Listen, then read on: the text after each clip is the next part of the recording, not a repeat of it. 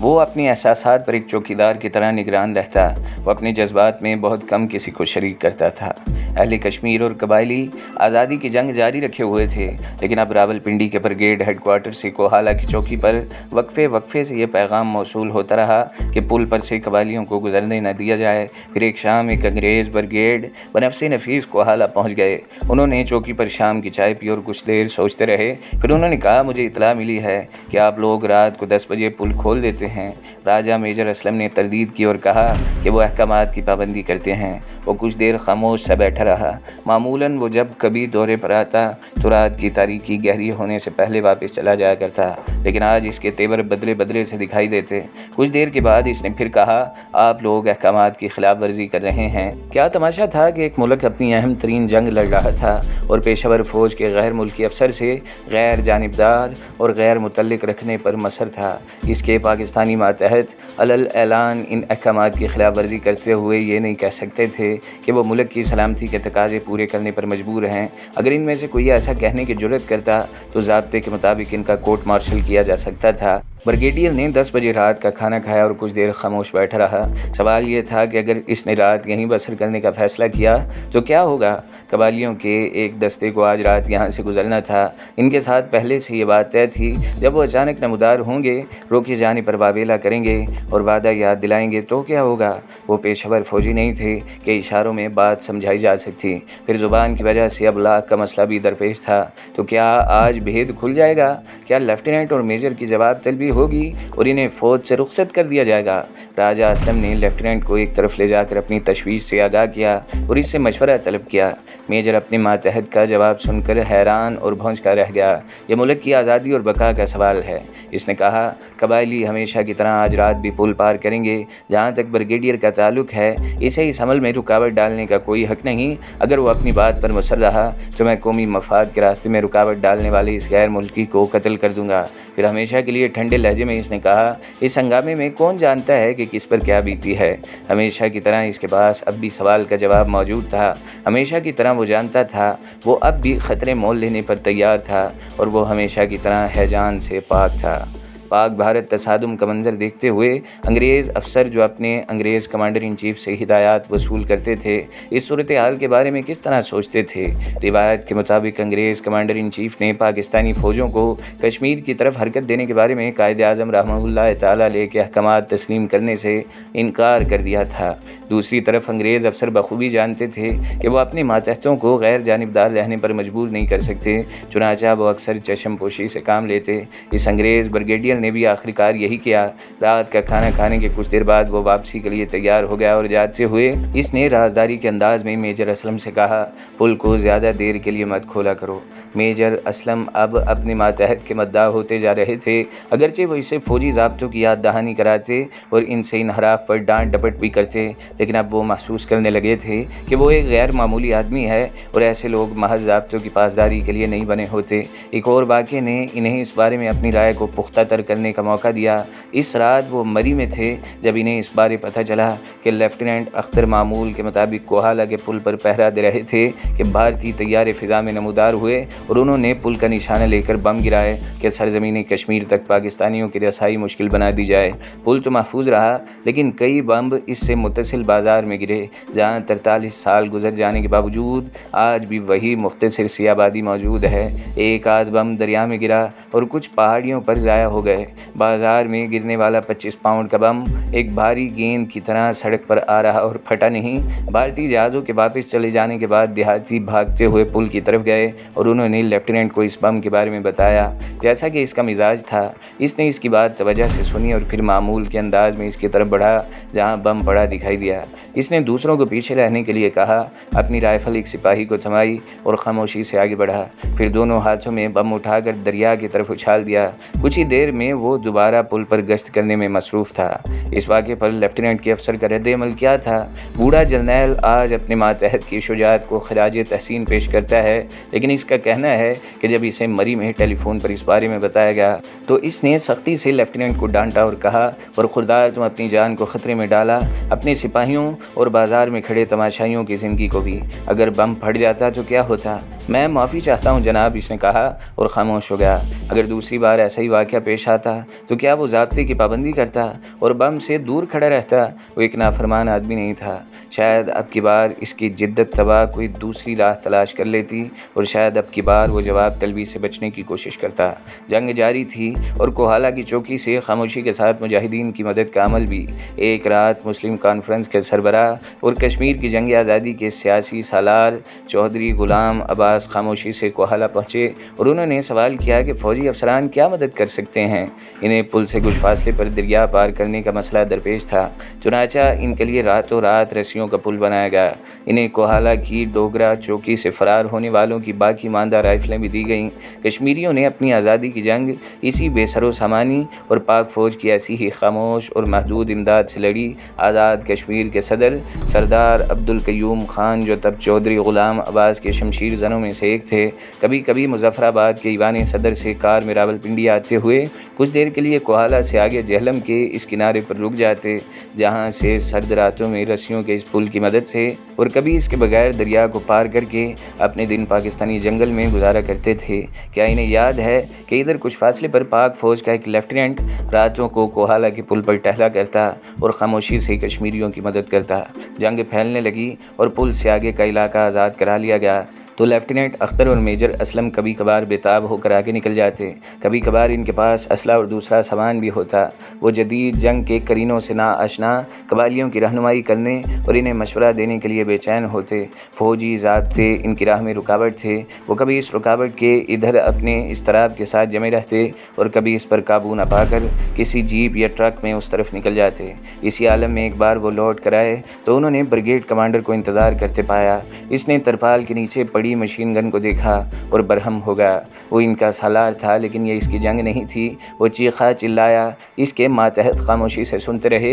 आखिरकार वो भी खामोश हो रहा और वापस चला गया। अगर लेफ्टिनेंट अपने जज्बात का इजहार करने वाला आदमी होता तो शायद वो कोहाला की पहाड़ी पर खड़ा होकर चीख उठता कि ये दफाई वतन की कैसी जंग है जो इतनी बेबसी और लाचारी से लड़ी जा रही है। ये कैसा अजीब ज़माना है कि अपने वतन से मोहब्बत के जुर्म को छुपाना और एक गम की तरह पालना पड़ता है। लेकिन वह अपने एहसासात को अल्फाज में नहीं अमल में बयान करने वाला आदमी था। और फिर अमल का लम्हा आन पहुँचा जब इसके दस्तों बाजू आज़ाद थे, इसकी परवाज़ ख्याल आज़ाद थी। इसे एक मार्के ने मदूब कर लिया। इसका हौसला और हुनर आजमाइश की शान पर थे। कश्मीर के पांडो टेकरी के इस मार्के से पहले, जिसने लेफ्टिनेंट अख्तर को एक बहादुर और पुरजोश अफसर की हैसियत से फ़ौज में मुतारफ़ करवाया और अगले 4 अशरों के लिए एक बेमिसाल अस्करी कैरियर की बुनियाद फराहम की, इन्हें एक ऐसी जिम्मेदारी सौंपी गई जिसका इनके फ़ौजी रिकॉर्ड में कोई तस्करा नहीं मिलता। महाजरों की तलाश के लिए पोटोहार के इलाके में आने वाली 2 सिख कंपनियां अपने मिशन की तकमील के बाद वापस जा रही थीं। फ़ौज के जासूसी ज़राए ने मुत्तला किया कि वापस जाने वाले मगजूबुल गज़ब सिख फ़ौजी रास्ते में गड़बड़ फैलाना चाहते हैं। एक दिन आधी रात को जहलम से सर ज़फ़रुल्लाह के बरादर निस्बती जनरल नज़ीर ने 2 फील्ड रेजिमेंट के ब्रिगेडियर हेडक्वार्टर को ये इतला देते हुए कहा कि अमृतसर जाने वाली ये सिख कंपनियां रास्ते के बाद शहरी तनसीबात के अलावा सराय आलमगीर से आगे दरियाए जहलम पर रसूल हेडवर्क्स को तबाह करना चाहती है। ये 1948 में मौसम बहार के दिन थे। लेफ्टिनेंट अख्तर को सोते में बेदार करके कहा गया कि वो 60 सिपाहियों के साथ फ़ौरन सिख कंपनियों की ताक़ुब में रवाना हो जाएं।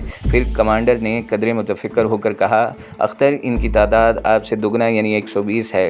इनके पास भारी मशीन गन्ने और मार्टर तोपें हैं, जबकि हम आपको हल्की मशीन गन्नों से ज़्यादा कोई चीज़ नहीं दे सकते। कमांडर को आधी रात की एक गुफ्तगू आज भी याद है। सर, आप कोई फ़िक्र न करें, अख्तर ने कहा, हम डट कर मुकाबला करेंगे।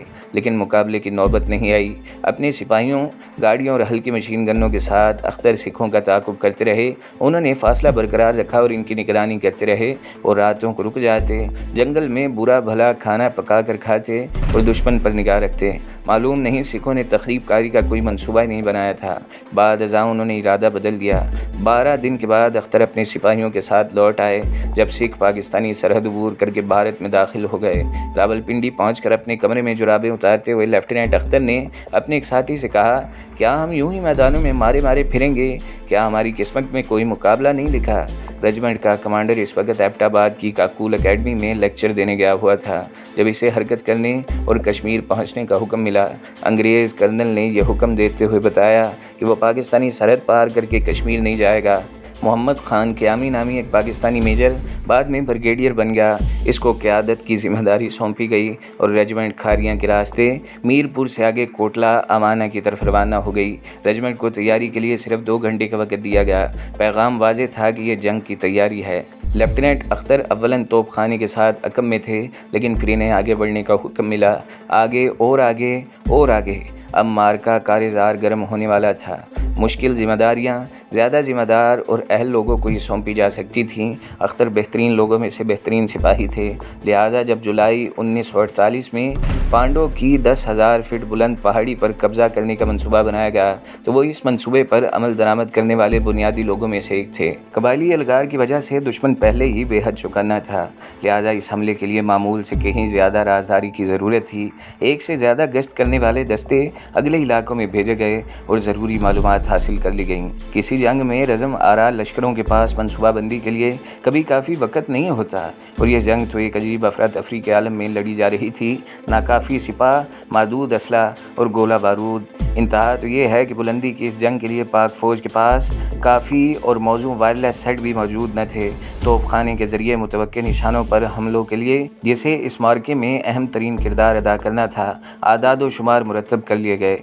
101 ब्रिगेड के कमांडर अकबर ख़ान ने तो रातों को जाग जाग कर अपने नाइबीन की मदद से पाकिस्तानी दस्तों की हिकमत अमली और दुश्मन के मुतवक्के रद्द-ए-अमल पर गौर व खौज किया। कबायलियों की अफरीदी फ़ोर्स के अलावा 3 ऑब्ज़र्व कंपनियाँ ए, बी और सी तश्कील दी गईं। लेफ्टिनेंट अख्तर एक कंपनी के साथ थे। ब्रिगेडियर अकबर ख़ान की तहरीरी यादाश्त के मुताबिक मेजर कयूम शेर, जो बाद में ब्रिगेडियर बने, इसकी क़यादत में आगे बढ़ने वाली बी कंपनी दुश्मन की ज़बरदस्त गोलाबारी की जद में आ गई। कई मुजाहिद शहीद हुए और कंपनी की पेशकदमी दम तोड़ गई। अब सारा भार ए और सी कंपनी पर आ पड़ा था। इसके जाबाजों को, जिन्हें हर कीमत पर फतह हासिल करने के लिए कहा गया था, सूरत हाल की नज़ाकत का एहसास था। ये सुबह सादिक का वक़्त था जब दोनों कंपनियों के जाबाज पांडो गांव में दाखिल हुए। ए कंपनी ने यहाँ पोजीशन संभाल ली और सी कंपनी ने आगे बढ़ने की कोशिश की। तब यकायक दुश्मन ने इन बहादुरों पर फायर खोल दिए। अचानक शुरू होने वाली गोलाबारी इतनी गैर मुतवक्के थी कि इससे एक अफरा तफरी फैल गई। कंपनियों का बाहमी राब्ता टूट गया और फोर्स कमांडर से भी इनका इब्लाग ख़त्म हो गया। अब वायरलेस पर लेफ्टिनेंट खान जमान के सिवा किसी की आवाज़ सुनाई नहीं दे रही थी। इसने अकम में मौजूद तोपखाने से फायर मांगा। चुनाचा पाकिस्तानी दस्तों ने भरपूर गोलाबारी की। फोर्स कमांडर तशवीश का शिकार थे कि लेफ्टिनेंट अख्तर कहाँ गए। दिन भर इनका राब्ता अपनी फ़ौज से कट रहा। जैसा कि बाद में मालूम हुआ, इनका वायरलेस सेट ख़राब हो गया था। फिर यकायक वायरलेस पर ऐसी मदम सी आवाज़ सुनाई दी जिसकी शनाख्त करना मुश्किल हो रहा था। बेतदबीरी ये थी कि कोई खुफिया शनाख्ती लफ्ज़ यानी कोड वर्ड भी मुकर्रर न किया गया था। मदम आवाज़ में बोलने वाले ने बताया कि वो लेफ्टिनेंट अख्तर है और इसने दुश्मन के मोर्चों पर गोलाबारी की दरख्वास्त की। अगले 45 मिनट तक पांडू की पहाड़ी और गिरदोनवा का इलाका पाकिस्तानी तोपखाने की गोलाबारी से लरसता रहा। यह कमाल महारत और हम आहंगी से की जाने वाली गोलाबारी थी। बाद अज़ां एक अफसर ने कहा, इस गोलाबारी की आड़ में लेफ्टिनेंट अख्तर और ख़ान जमान आगे बढ़ते चले गए। इस रोज़ हमारे तोपखाने और इन बहादुर जवानों ने ऐसी बेमिसाल कारकर्दगी का मुजाहरा किया कि गनर्स हमेशा इन पर फ़ख्र करते रहे। 24 घंटे जारी रहने वाली लड़ाई 27 जुलाई को ख़त्म हो गई, जब पांडू की टेकरी पर पाकिस्तानी परचम लहरा दिया गया। इन रिफतों पर यह परचम आज भी लहराता और मादरे वतन के शहीद सपूत की याद ताज़ा करता है। बेशतर फौजी अफसर कहते थे कि अगर इस पहाड़ी पर कब्ज़ा न किया जाता, जहाँ से दुश्मन अब पाकिस्तानी तोपखाने की जद में था, तो गिरदो पेश का बहुत सा इलाका पाकिस्तान के हाथ से निकल जाता। ऐसे लोगों की कोई कमी नहीं जो ये कहते हैं, अगर एक फ़ौजी अपने वतन के लिए लड़ता और कामयाबियाँ हासिल करता है तो इसमें कमाल और कारनामे की क्या बात है, अगर इसे ऐसा करने की तनख्वाह दी जाती है। अखबारात के लिए तबसरे लिखने और होटलों में गपशप उड़ाने वाले जोधे रंज दानिशवर नहीं जानते कि इंसानी ज़िंदगी एक ऐसी चीज़ है जिसकी कीमत अदा नहीं की जा सकती।